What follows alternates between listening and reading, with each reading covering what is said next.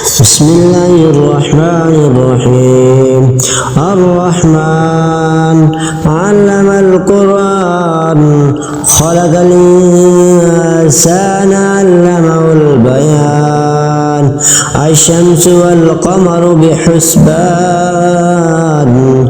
والنجم والشجر يسجدان والسماء رفعها ووضع الميزان ألا تطغوا في الميزان وأقيموا الوزن بالقسط ولا تخسروا الميزان والأرض وضعها للأنعام فيها فاكهة والنخل ذات الأكمام والحب ذو العصف والريحان. فبأي آلاء ربكما تكذبان؟ خلق الإنسان من صلصال كالفخار وخلق الجان من مارج من نار. فبأي آلاء ربكما تكذبان؟ رب المشرقين ورب المغربين. فبأي آلاء ربكما تكذبان؟ مرج البحرين يلتقيان بينهما برزخ لا يبغيان. فبأي آلاء ربكما تكذبان؟ يخرج منهما اللؤلؤ والمرجان. فبأي آلاء ربكما تكذبان؟ وله الجوار المنشآت في البحر كالأعلام. فبأي آلاء ربكما تكذبان؟ كل من عليها فان ويبقى وجه ربك ذو الجلال والإكرام. فبأي آلاء ربكما تكذبان؟ يسأله من في السماوات والأرض كل يوم فيه هو شأن. كل يوم هو في شأن.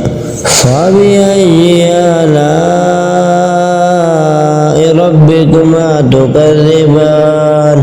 سنفرغ لكم أيها الثقلان. فبأي آلاء ربكما تكذبان؟ يا معشر الجن والإنس إن استطعتم أن تنفذوا من أقطار السماوات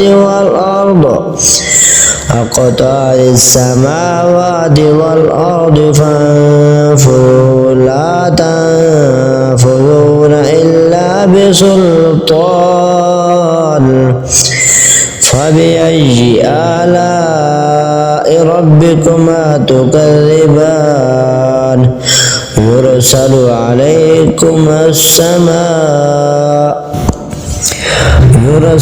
عليكما شواظ من نار ونحاس فلا تنتصران. فبأي آلاء ربكما تكذبان؟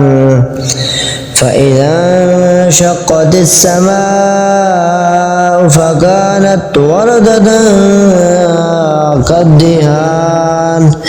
فبأي آلاء ربكما تكذبان؟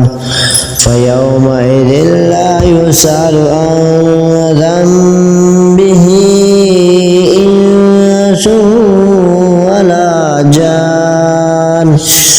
فبأي آلاء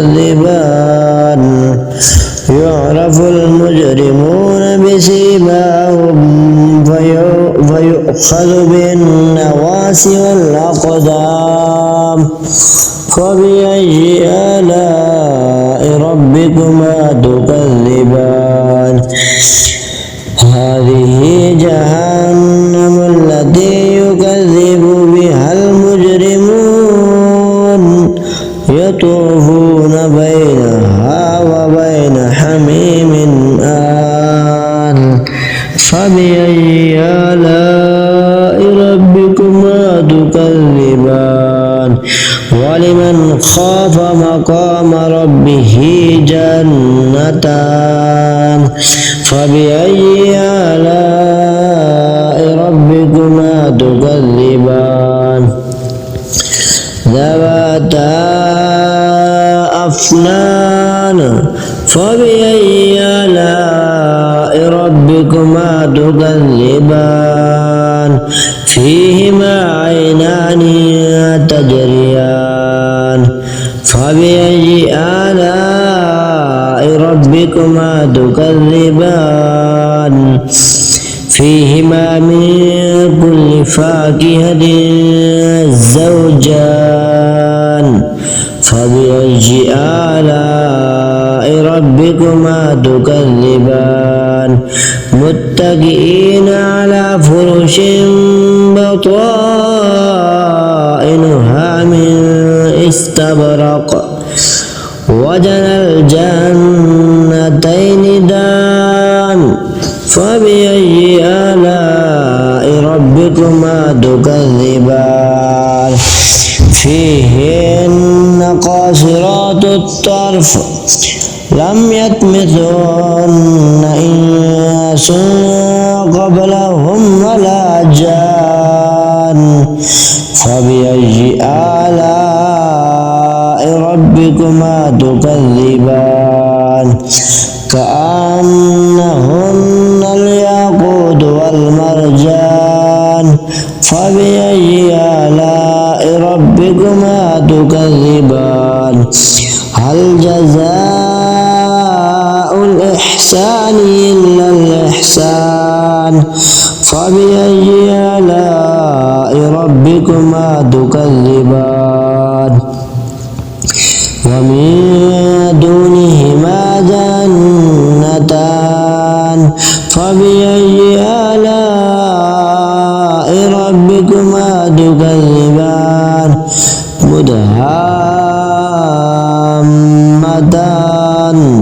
فبأي آلاء ربكما تكذبان فيهما عينان نضاختان فبأي آلاء ربكما تكذبان فيهما فاكهة والنخل والرمان فبأي آلاء ربكما تكذبان فيهما فاكهة ونخل ورمان فبأي آلاء ربكما تكذبان فيهن خيرات حسان فبأي آلاء ربكما تكذبان حور مقصورات في الخيام